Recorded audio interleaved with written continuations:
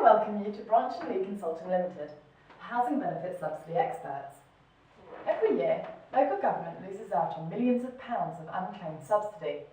Branch and Lee have been identifying and maximising much of this subsidy for over 12 years now. Some of the biggest and some of the smallest local authorities across the UK. Subsidy is what we do. We are excellent at it, and we have the testimonials to prove it. Set up in 2001 by Philip Branch and Joram Lee, Branch and Lee Consulting has maximised subsidy last year alone by over £1 million. Together, they have over 35 years of experience of housing benefits in all its shapes and forms. Philip began his career as a benefits assessor at Leeds City Council. Progressing through the ranks, he then joined the Audit Commission in 2003. During his time with the Audit Commission, he completed over 60 housing benefit audits, totalling to more than £2.5 billion. His colleague, Joram, graduated in the summer of 2003 and joined the Audit Commission soon after, where he helped Philip audit the whole of North Yorkshire for over 7 years. Whilst not auditing, Philip and Joram helped many authorities maximise their housing benefit subsidy, which became so popular that they left the Audit Commission and concentrated on business of maximising subsidy. To date, we've increased subsidy for the local authorities by something in the region of £7 million. So how have the guys achieved this success? Using a combination of experience, profound understanding of benefit rules, and the appreciation of the quirks for all the benefit processing systems currently in use. It's also due to the fact that every benefits department is under increasing pressure to tighten its budget without compromising quality of service. It's difficult to allocate staff time in an attempt to maximise subsidy when time and resources are already stretched to their limits. This brings us onto the main issue of subsidy maximisation. How do Branch and Lee consistently increase subsidy over and over again? Every authority is different, but here are the main areas where subsidy goes underclaimed. Firstly, in 0% cells. Any amount that sits in a 0% cell when it could be and should be in a cell that attracts subsidy is a cost to the authority. Secondly, local authority error 1. When an authority is well below its local authority error threshold, any claim that has been coded claimant, other error that should in fact have been classed as LA error, is a cost to the authority. No company is perfect, and that includes local government. Thirdly, local authority error 2. When an authority is not claiming the full amount of subsidy in the local authority error cells, when in fact we can take them from 0% to 40%, or from 40% to 100%, not to do so is a cost to the authority. So why aren't we working 7 days a week, 52 weeks of the year? Well, because too often we meet the same questions, the same concerns, which prevent us from helping many authorities. 1. The audit won't agree to it. 2. We can't finance it. 3. We don't have the desks or PCs. 4. What if you find too much wrong and this loses us the local authority error subsidy? 5. You might make the authority look a poor performer. And 6, and our favourite, it can't be done. So how about we start with the last point, it can't be done. Rather than asking you to read our testimonials to prove that not only it can be done, but that we keep doing it throughout the UK, I'd like to bring your attention to a particular London borough, who after meeting with us had exactly this concern. We were so confident that it could be done that we offered to work half a day for nothing, and after this half day, if the authority were not convinced that we could significantly maximise their subsidy, we agreed to walk away and not come back.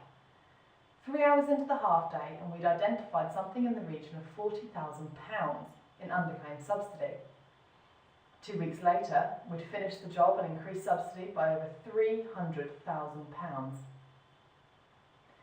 Following our success in Camden, we later secured work with Islington and later Tower Hamlets, both of which we tried to contact in the past, and they had exactly the same concerns, starting with the old favourite, it can't be done. So now we've cleared that one up, let's have a look at the other concerns. The audit won't agree to it. In our experience, the external audit has always been happy for the authority to spend time performing extra checks on any area of the claim. This shows the audit that the benefits section is spending time checking the claim before submittal to avoid any problems.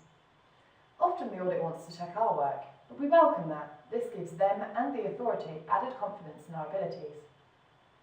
We We can't finance it. Yes, you can.